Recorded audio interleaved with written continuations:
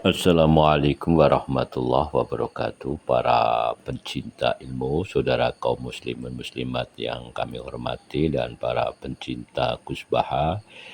Kita semua tahu bahwa ulama sekelas kusbaha adalah seorang alim yang alamah ya. Sudah alim dan spesifikasi ilmunya dapat kita pertanggungjawabkan.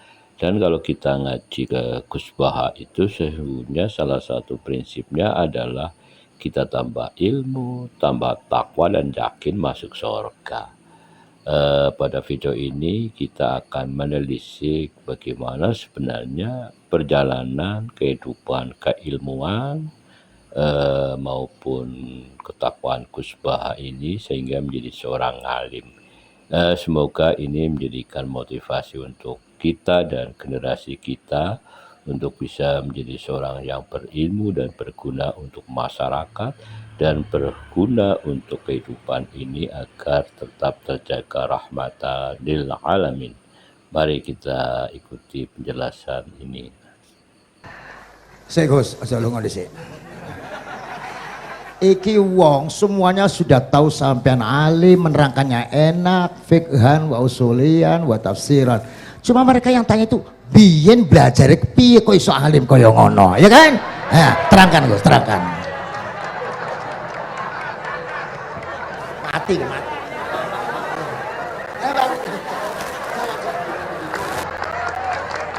Setuju kan, setuju?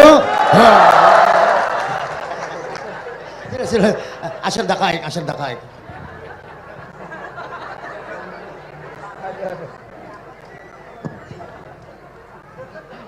Andai kan pertanyaan itu ke Mbah Mun, mungkin jawabnya gurune sopo.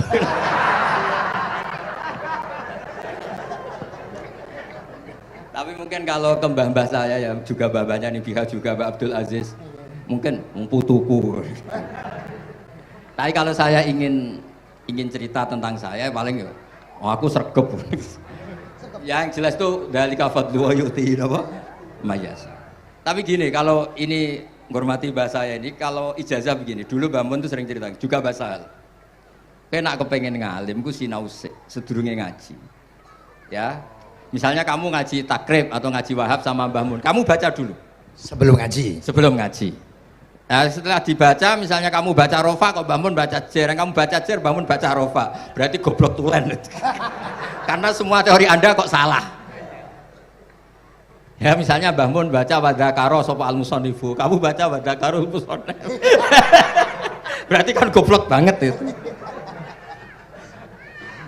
Ya kan ada cerita gitu, ada orang tuh nggak tahu betul, Gus maknanya lam tardiman itu apa?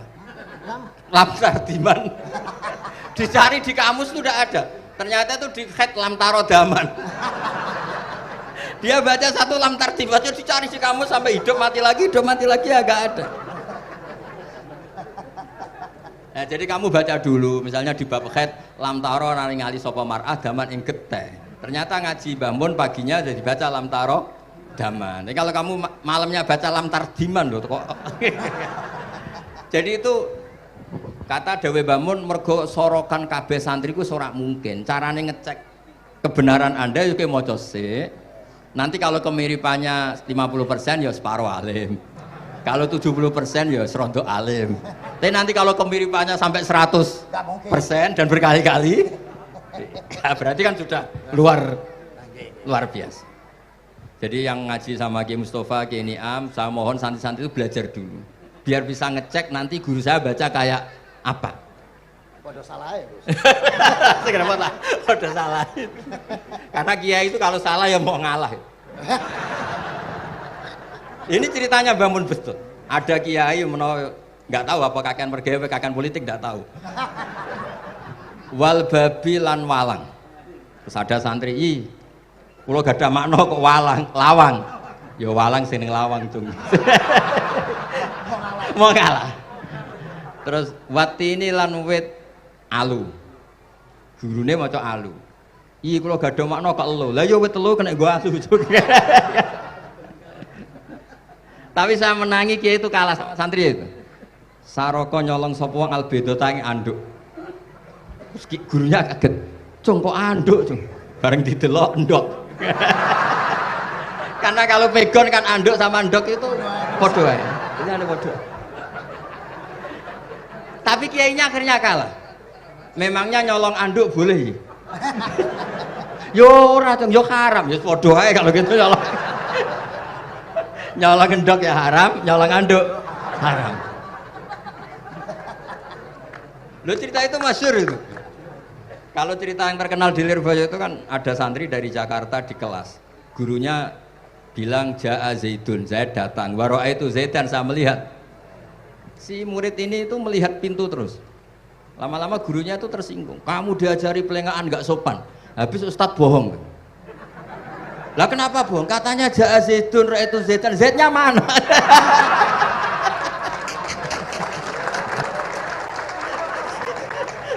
Dia gak ngerti.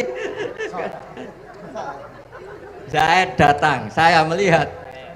Mana orangnya kok? Kok dibahas-bahas terus itu?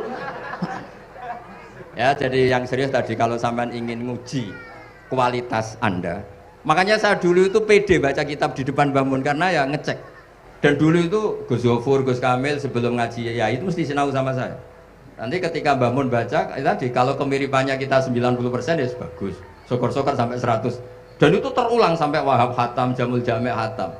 Sehingga kita tahu. Jadi kalau diskusi kita kok salah ya tahu, kalau benar ya tahu. Kalau tahqiq ya tahu. Biasanya kalau tahqiq itu Mbah Mun karena takut nyalahkan kiai-kiai Jawa, kalau baca 2 kali, misalnya begini. Yasmalu, kadang diwaca Yasmilu ora apa-apa nggih Jawa wae gitu. Karena kalau kita memaksakan sampai benar seperti di kamus, kayaknya kalau kiai Jawa itu berat. Berat sekali. Dumeli bojo bolak-balik mesti ora goblok wis apik lah. Karena kalau baca tahqiq itu kan butuh kamus. Yang benar itu Yasmalu misalnya. Tapi kan populer juga orang baca Yasmilu. Saya itu menangi loh. Kiai Jawa dulu baca Simai itu menangi, Masdar Simai. Lama-lama setelah banyak alumni Al-Azhar terus berdasar kamus baca Samai semua sekarang. Saya menangi kiai itu baca Dilalah. Lama-lama karena sekarang udah banyak punya kamus, baca Dalalah. Fa'alah. Jadi kiai itu juga kadang-kadang keteror muridnya. Makanya Syekh Zakaria Al-Ansori itu pernah ditanya, kenapa engkau begitu alim alama sampai dilakopi Syekhul Islam? Kata beliau itu lucu jawabannya, karena saya ini orang yang sial. Saya dulu punya guru namanya Ibnu Hajar Al-Asqalani dan punya murid namanya Ibnu Hajar Al-Haytami. Kata beliau, dukik tu bena hajaro ini. Saya ini digebek 2 batu. Kalau mau ngaji takut saya minta ampun karena disuruh baca sama Ibnu Hajar Al-Asqalani. Kalau mau ngajar takutnya saya bukan main karena Ibnu Hajar Al-Haytami itu cerdasnya bukan main. Jadi kalau saya salah itu konangan. Akhirnya dia jadi orang sial tadi. Mau ngaji ya belajar, mau ngajar ya belajar. Makanya meskipun ini pernah sepuh saya tidak berani ngaji beliau. Wah mesti meriang saya kalau ngaji. Jadi yang terkenal alim-alim mohon ngajinya dikurangi ya, karena ini kasihan gurunya. Kasihan gurunya. Nggih, Bon cekap dulu. Bon, itu catat ya. Sebelum ngaji baca dulu. Satu lagi, Gus. Sampean ketoke kiai desok kok kuliah. Betul kuliah? Oh, nggih nggih. Pun dari belajar dari mana sampai kemana Gus jenengan? Dari Mondok sampai ke Jogja sampai Putih. Monggo.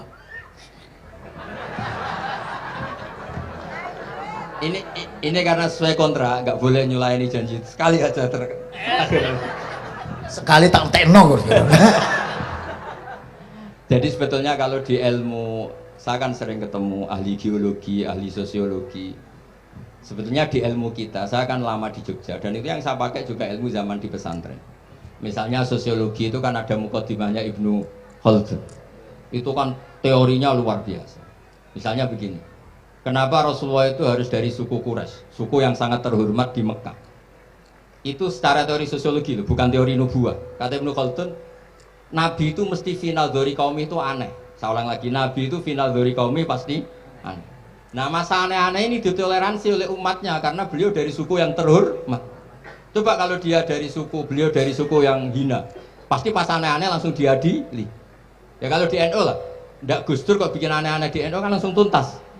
Tapi berhubung Gus Dur cucu Mbah Hashim. Orang itu mentoleransi, bahkan mengira jangan-jangan teori beliau lebih baik ketimbang kita. Nah makanya terus kata Ibnu Khaldun, ma ba'atsawu nabiyan illa fi mana'atin min qaumin, tidak ada nabi diutus kecuali dari kaum terbaik, supaya masa-masa transisi ini nggak ada perlawanan.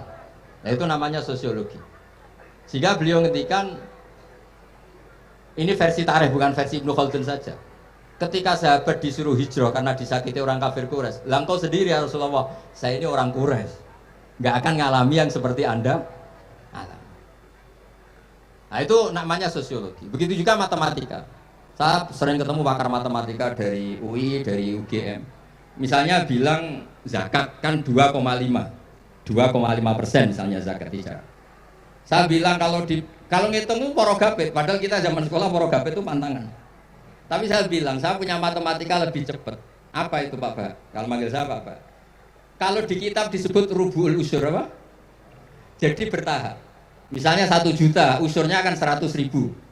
Setelah 100.000 rubuhnya 25.000. Itu kita tidak usah pakai catatan bisa. Nah itu matematika Arab. Makanya orang Arab tuh nggak bisa nulis, tapi matematikanya cepat karena bertahap. Misalnya 1 miliar ya cari aja usurnya 100 juta. Berarti rubuhnya 25 juta. Berarti 2/5, 2,5-nya 1 miliar itu 25 juta. Tapi kalau orang Arab bilang itu rubul usur. Diusurkan dulu baru dirubuh. Misalnya 6. 2/3 6 berapa? Orang Arab bilang sulusan. 6 sulusnya 2. Sulus 2 kali berarti 4. Sama misalnya zakat zuruh. Zakat zuruh itu kan al-usur sama nisful usur. Berarti misalnya kalau tidak disirami ya, tidak biaya, zakatnya itu 10%, berarti per 100 10. Nah, sekarang kalau 10 ini kan berarti 1/10. Lah nanti kalau disirami pakai biaya namanya nisul usur, berarti 5. Jadi orang Arab tuh nggak mau langsung bilang 5 karena kalau 100 dibagi 5 itu jadi 5 itu mikirnya panjang. Jadi diusurkan dulu, terus nanti dibilangkan nisful usur. Nah, jadi ilmu khazanah kita ini sudah luar biasa. Nah, itu makanya terus orang Arab kalau ngitung matematika itu udah usah tulisan, udah usah porogabit karena bertahap tadi. Jadi misalnya 2,5 bahasannya apa? Rubu'ul usur. 1 miliar, usurnya berapa? 100. Rubuhnya berapa? 25. Nah ini semoga buatan ngingkari janji. Wassalamualaikum warahmatullahi wabarakatuh. Matur. Sebetulnya masih ada satu lagi, cuma ampun. Beliau adalah sangat hafal dengan nu'util masyayikh.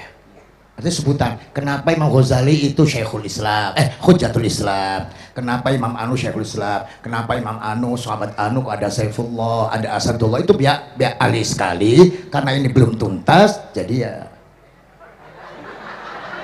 berikutnya insya Allah kita mentongakakan ya Allah moga-moga Gus Bah gelem kono ndonga jajal dongane Gus Bah karo donga sampean mandindi kira-kira. Matur nuwun Gus, matur nuwun Sayyid, matur nuwun sangat matur nuwun sangat masyaallah niki jelas